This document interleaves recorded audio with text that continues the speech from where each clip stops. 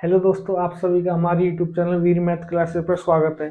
आज हम टॉपिक चालू कर रहे हैं क्षेत्रफल। क्षेत्रफल क्या होता है और क्षेत्रफल कैसे निकालते हैं, वो सब चीज हमें आज समझनी है। क्षेत्रफल हमेशा उन आकृतियों का निकलता है जो समतल होती हैं, किसी समतल पर बनी हुई थी। जैसे आपका क्षेत्रफल निकालते टाइम किसी फर्श का क्षेत्रफल निकाल दिया, किसी दीवार का क्षेत्रफल निकाल दिया, किसी त्रिभुज का क्षेत्रफल निकाल दिया, किसी चतुर्भुज का क्षेत्रफल निकाल दिया। मतलब जो एक समतल पर बना होता है, खेत का क्षेत्रफल निकलवाता है, कभी किसी मैदान का क्षेत्रफल निकलवाता है। तो जो क्षेत्रफल निकालते हैं उसके अलग अलग आकृतियां होती हैं और अलग अलग फॉर्मूले होते हैं। इसमें आज हम दो चीज समझेंगे, एक क्षेत्रफल और एक परिमाप। पहले हम आपको बताते हैं परिमाप।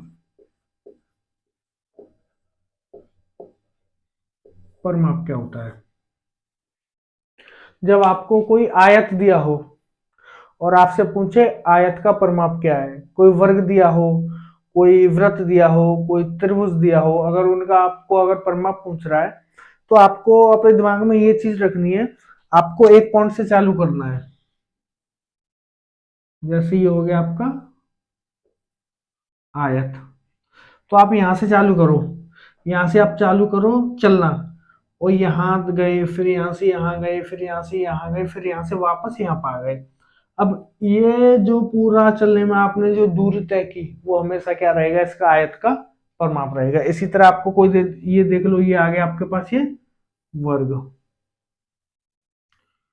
अब ये वर्ग है, अब वर्ग का आपसे परिमाप पूछ रहा है तो आप यहाँ से चलना शुरू करो।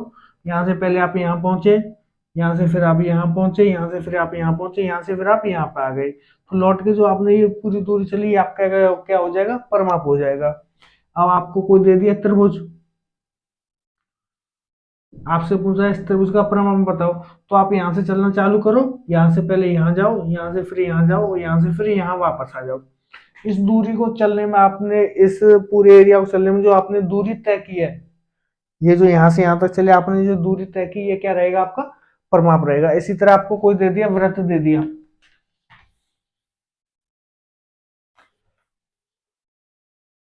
अब यहाँ पे आपको ये एक वृत्त दे दिया।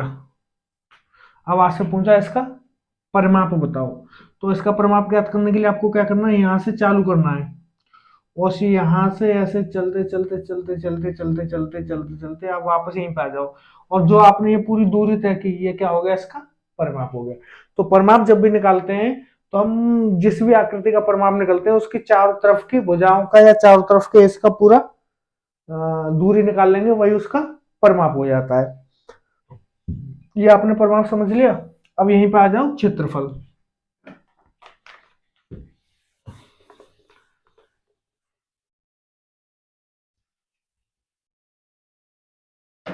अब आप क्षेत्रफल में क्या समझोगे, क्षेत्रफल क्या होता है।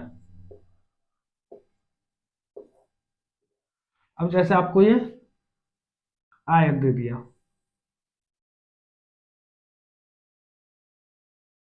ये हो गया आपका आयत हो गया, ये हो गया आपका एक वर्ग हो गया, ये आपका एक त्रिभुज हो गया, और ये आपका एक वृत्त हो गया। अब आपसे पूछे इनका क्षेत्रफल क्या रहेगा, तो ये जो आकृति है इसके जो अंदर वाला हिस्सा है इसको क्या बोलते हैं, पूरे को क्षेत्रफल। इसके अंदर का ये जो पूरा हिस्सा है इसको क्या बोलेंगे, इसका क्षेत्रफल। इसके अंदर जो ये पूरा हिस्सा है इसको क्या बोलेंगे, त्रिभुज का क्षेत्रफल। इसके अंदर जो इसका हिस्सा है इसको क्या बोलेंगे, वृत्त का क्षेत्रफल। तो क्षेत्रफल में आपको ये वाले अंदर वाला ये ज्ञात करना होता है, ये वाला अंदर वाला, और परिमाप में आपको इसके ये चारों तरफ की दूरी दूरी ज्ञात करनी होती है। ठीक है, क्षेत्रफल और परिमाप में बस आपको ये चीज याद रखनी है।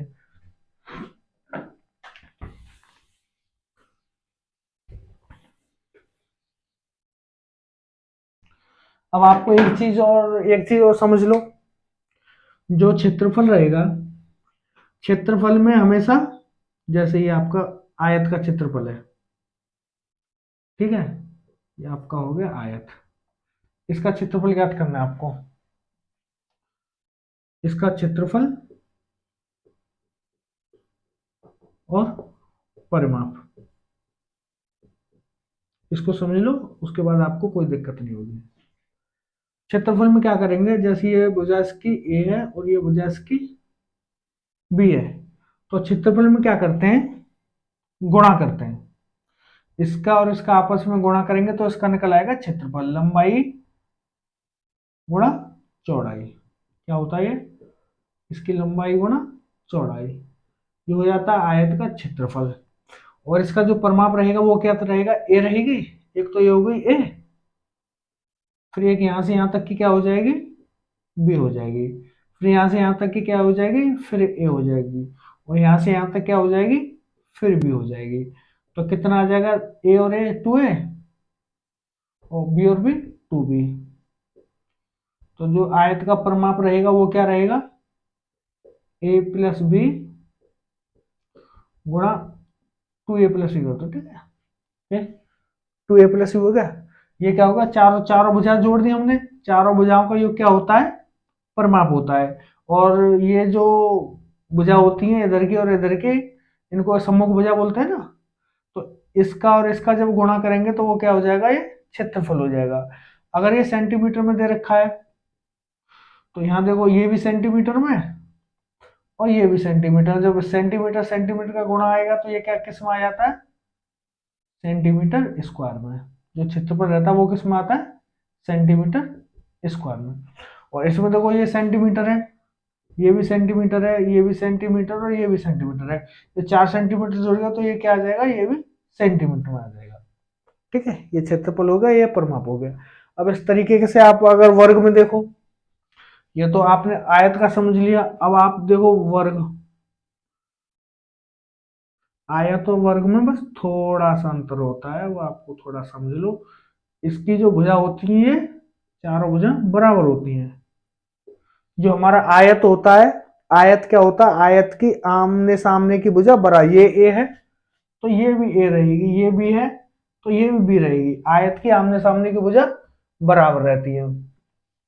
और वर्ग की जो होती है, चारों भुजा बराबर होती है। अब देखो आयत का क्षेत्रफल क्या था, ए गुणा बी, और इसका वर्ग का क्षेत्रफल क्या हो जाएगा, ए गुणा ए। तो ये क्या होगा, ये भी ए भुजा है, ये भी ए भुजा है, तो दो भुजा हो गई, तो क्या बोल देंगे, भुजा का स्क्वायर। दो बार भुजा कर दी, तो अगर आपको यहाँ दे रखा है 8 दिया हुआ है, तो अगर ए की वैल्यू आपको दे रखी है 8, तो आयत का क्षेत्रफल क्या होता है, भुजा का स्क्वायर। तो आप सीधा 8 का स्क्वायर कर दोगे तो कितना आ जाएगा, 64 आ जाएगा। या फिर आप 8 गुणा 8 करोगे तब भी ये 64 आएगा। ठीक है, और इसका आप परिमाप निकालो, वर्ग, ये क्या हो गया हमारा आयत, और ये क्या हो गया हमारा वर्ग। अब वर्ग का आपको परिमाप निकालना है। अब वर्ग का आपको परिमाप निकालना है, तो हमने क्या किया, इन चारों भुजाओं को जोड़ देंगे। अब ये चारों भुजा, ये भी ए, ये भी ए, ये भी ए, ये भी ए प्लस ए प्लस ए प्लस ए बराबर कितना हो गया, 4a। इसका मतलब क्या हो गया, 4 गुणा भुजा। अगर भुजा आपकी 8 दे रखी है तो परिमाप कितना हो जाएगा, 4 गुणा 8 बराबर 32। ये दे रखी है सेंटीमीटर में, तो यहाँ पे स्क्वायर किया था तो ये क्या हो जाएगा, सेंटीमीटर स्क्वायर। क्या हो जाएगा, ये सेंटीमीटर स्क्वायर। लेकिन यहाँ पे क्या हो जाएगा यार, भुजा एक ही बार हो रहा ना, तो सेंटीमीटर। ये वर्ग और आयत आपके हो गए। अब आप देखो, आपको मैं परिमाप और क्षेत्रफल के सूत्र आपको समझा दिए। ठीक है, अब आपको एक चीज समझ लें, परिमाप में और किस किस तरीके के सवाल आपको मिल सकते हैं और आपको उनको कैसे सॉल्व करना है, ये मैंने आपको थोड़ा सा समझाया है। अब आप देखो परिमाप दोबारा से और थोड़ा सा बड़े तरीके से आपको बताता। आपने क्या बोला, ये कोई आकृति है,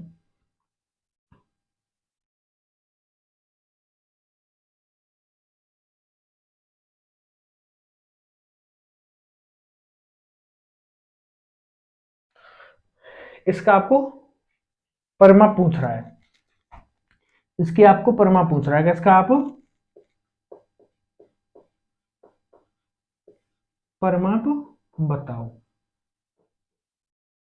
परिमाप में हमने क्या पूछा, आप यहां से शुरू करो, ये मान लो ए, ये मान लो बी, ये मान लो सी, ये मान लो डी, ये मान लो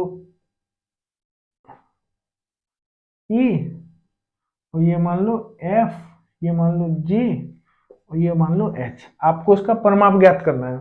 तो परिमाप में हमने क्या बोला, हमको यहां से यहां तक जाना है। ये इसका परिमाप कैसे लिखेंगे, परिमाप बराबर सभी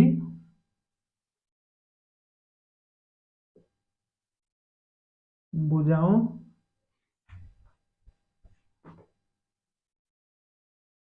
की लंबाई का योग।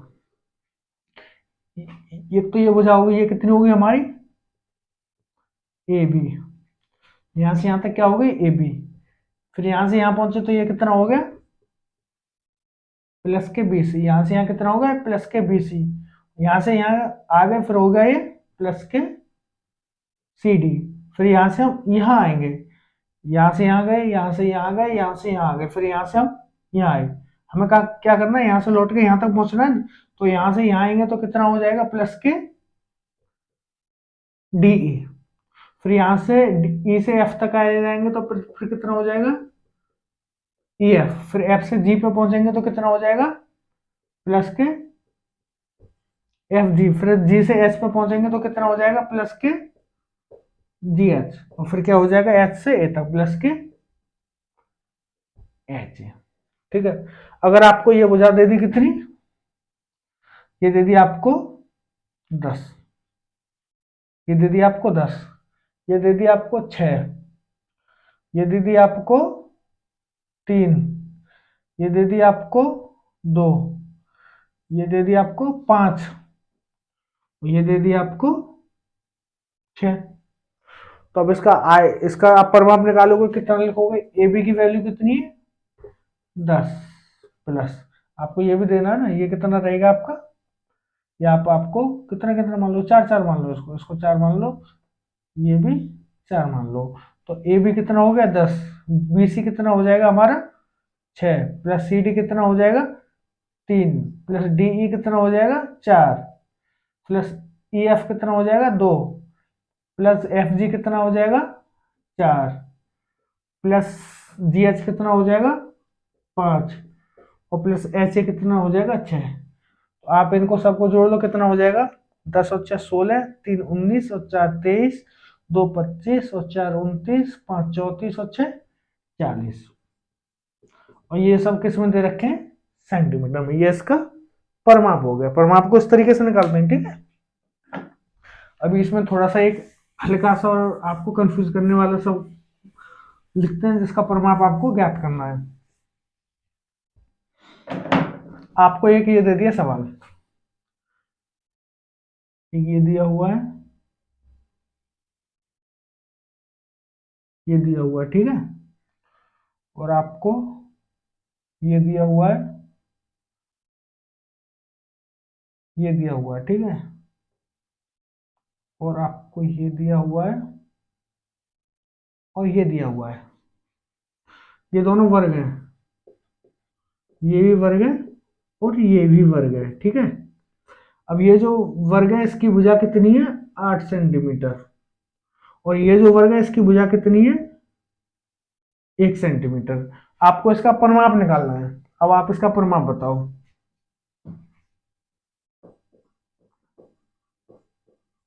आपको क्या निकालना है, इसका परिमाप निकालना है। अब देखो, हमने क्या बोला, आप कहां से शुरू करना चाहते हो, आप यहां से शुरू कर लो या यहां से शुरू कर लो। एक कोने से शुरू करते हैं, जो एक एज होता है। यहाँ ये एज तो है नहीं, ये तो इसके बीच में आ रहा है, तो एज हमारा क्या रहेगा, ये रहेगा, ठीक है। यहां से हम चालू करते हैं, यहां से, ठीक है। अब देखो यहां से हम चलेंगे, ये जो वर्ग है इसकी प्रत्येक भुजा कितनी है, 8 की। और ये जो वर्ग है इसकी प्रत्येक भुजा कितनी है, 1 की। अब देखो यहां से हम यहां तक चले तो कितना चल लिए हम, 1। यहाँ तक आ गए 1, फिर यहाँ से यहाँ कितने चले प्लस के 8, फिर यहाँ से यहाँ कितने चले प्लस के 8, कहाँ तक आ गए हम, यहाँ से यहाँ आ गए, यहाँ से यहाँ आ गए, यहाँ से यहाँ आ गए, फिर यहाँ से यहाँ तक चले, फिर कितना चल लिए प्लस के 8। अब यहाँ तक आ गए, अब यहाँ से हम यहाँ चलेंगे, तो हमको कहाँ तक आना है, यहाँ तक आना है या यहाँ तक आना है। हमने क्या बोला, परमाणु में हम क्या करते हैं उसके चारों तरफ घूमते हैं, तो हम यहाँ से केवल यहाँ तक आएंगे, यहाँ के बाद फिर हम इधर टर्न हो जाएंगे, इधर नहीं आना हमें, परमाणु में हमें इधर की वैल्यू जोड़नी है। तो यहाँ से यहाँ तक कितनी हो गई, देखो ये वर्ग है, इसकी प्रतिभुजा 1 सेंटीमीटर की है, इसकी प्रतिभुजा 8 की है, तो यहाँ से यहाँ कितना हो गया 8, यहाँ से यहाँ कितना हो गया 1, यहाँ से यहाँ कितना है 8, तो 8 में से 1 घटा दिया तो ये कितना बचा 7, तो प्लस के 7, यहाँ आ गए, फिर यहाँ से यहाँ आ गए प्लस का 1, और फिर यहाँ से यहाँ पर लास्ट में आ गए, तो ये कितना हो गया प्लस का 1। तो कितना हो जाएगा 8 और 1 9, 9 और 8 17, 17 8 25, 25 7 32, 33 34, ये कितनी आपका परिमाप कितना हो गया 34। आप समझ गए होंगे परिमाप को आपको किस तरीके से निकालना है। परिमाप आपकी समझ में आ गया होगा, 2-3 तरीके मैंने जो बता दिए हैं, इसी तरीके से आप अगर समझ लोगे तो परिमाप के जो सवाल निकालोगे उसमें आपका भी कंफ्यूजन नहीं होगा कि परिमाप में आपको निकालना क्या है। ठीक है, अगर आपको हमारे वीडियो अच्छा लगा है तो कृपया शेयर करें।